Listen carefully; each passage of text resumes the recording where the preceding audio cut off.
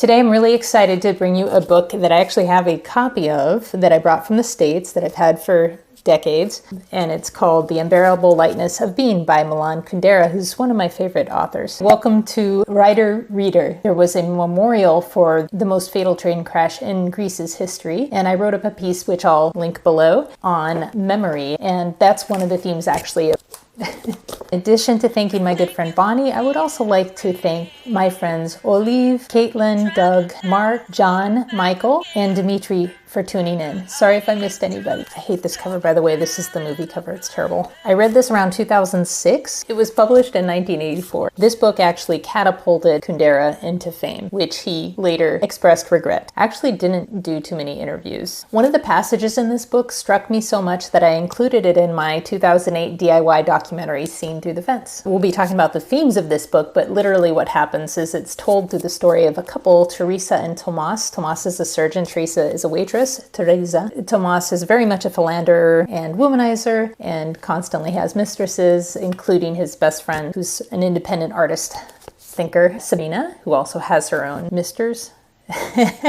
What's the word for when you have an affair with a guy? The book is told about this couple and sort of their love together. Tomas is weighed down with this love for Teresa, and she is also weighed down by his infidelities. The dog, Karenin, plays a huge role through which, at the end, the central themes of the book converge. The backdrop of this book is very much reflected in Kundera's life. It happens during the Prague Spring. In the book, you'll see the Soviet invasion happen and the consequences of that. The book is written in third-person omniscient, but it's also been described as close third-person perspective, with speculation that the narrator is Kundera. Starting with the end, I was surprised to learn actually somewhat recently that Kundera died last year only at 94. He was a French-Czech writer. He was born on April Fool's Day in Brno, and actually Rob and I went to visit Brno in 2015 when we played a show there for our European Bad Habits tour.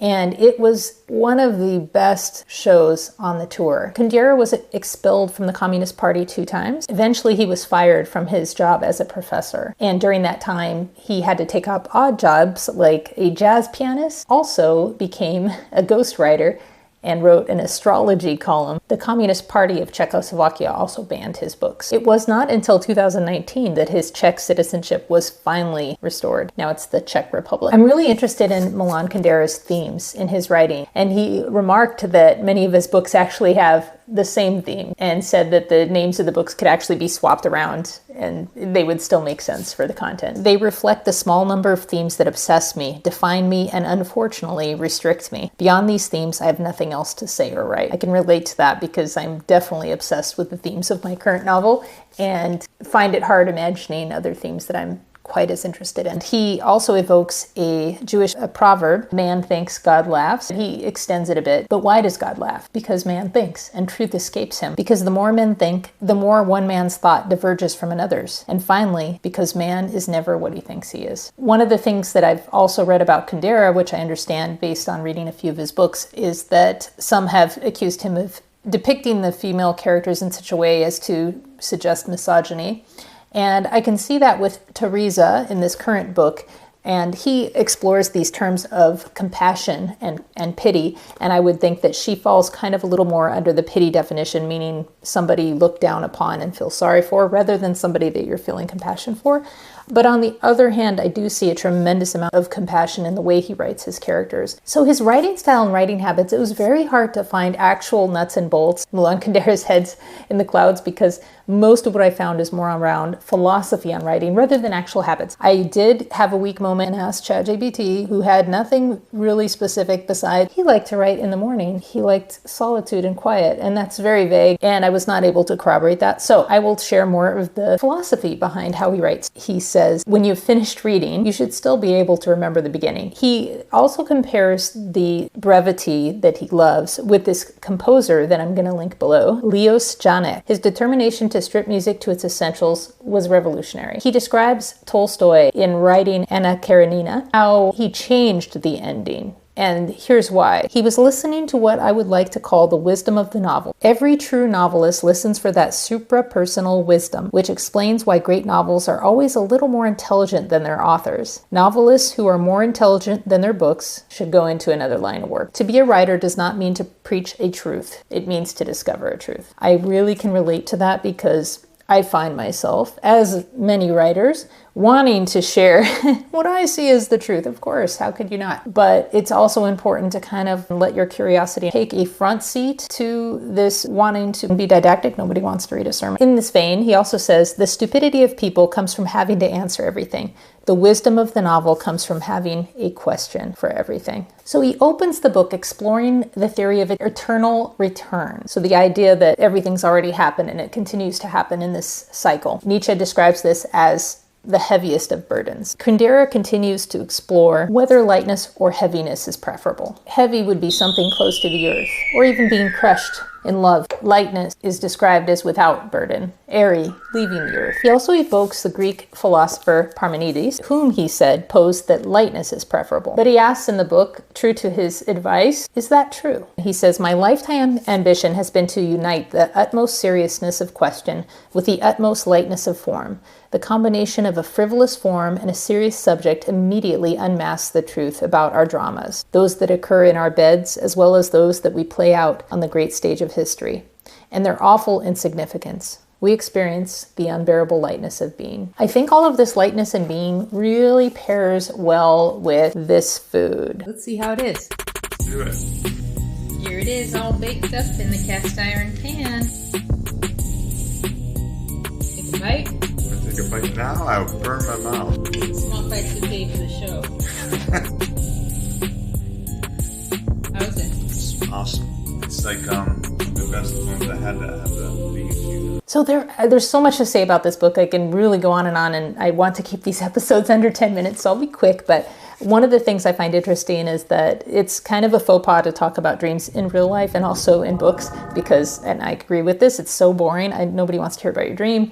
Usually, unless it's super interesting, I don't know. But he does use dreams as something to reflect the themes that he's talking about in the book. So I think he does it pretty well. But I do agree with somebody's mom who said in North Carolina, I don't remember whose mom it was, sorry, never talk about traffic, dreams, or the weather. And I totally agree with that, although I do talk about those things. The other exploration that I really like in here is kitsch, which is a German word. It has come to mean things like objects that you have, like these little knickknacks that look stupid, chauncey little knickknacks, or tacky or tasteless art, basically. Kundera expands that meaning, quoting from his book, The Absolute Denial of Shit, in both the literal and figurative senses of the word. Kitsch excludes everything from its purview, which is essentially unacceptable in human existence. Relating to communism, whenever a single political movement corners power, we find ourselves in the realm of totalitarian kitsch, in which anything that threatens that political ideology is banished for life, such as individualism, doubt, and irony. And you can see this, of course, not just in communism, totalitarianism, but in any movement. He goes on to talk about shit, which I love.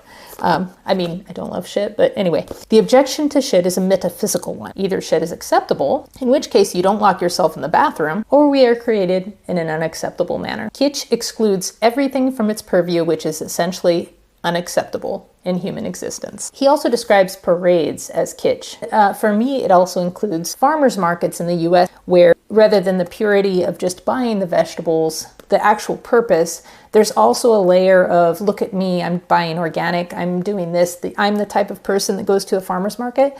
And it's interesting because the farmer's markets that happen every day of the week here in Athens don't give me that feeling. And to me, they're kind of stripped down to the essential. People are just going to buy vegetables. There isn't that layer. So I have not seen that layer. The other thing that happens kind of at the end of the book that I mentioned earlier that's super interesting, and I use this quote in my documentary Seen Through the Fence, as I mentioned, true human goodness in all its purity and freedom can come to the fore only when its recipient has no power. Mankind's true moral test, its fundamental test, which lies deeply buried from view, consists of its attitude to those who are at its mercy, animals. I love that quote so much. The other thing I like here is he has what he calls a short dictionary of misunderstood words.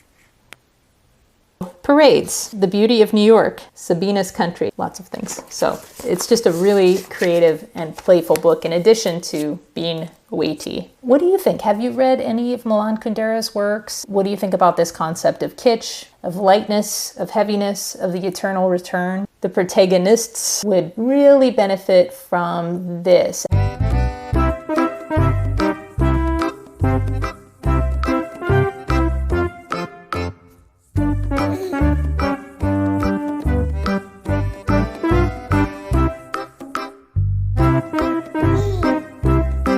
That was cute as pie. I'm just finding that it does take a long time to get to the next step, and I would like to finish this book, but I don't want to rush it, and I want to make sure that the story I'm telling is interesting enough to warrant the themes that I want to convey. What about you? Are you working on your book? How is it going? Or do you want to write a book and get started?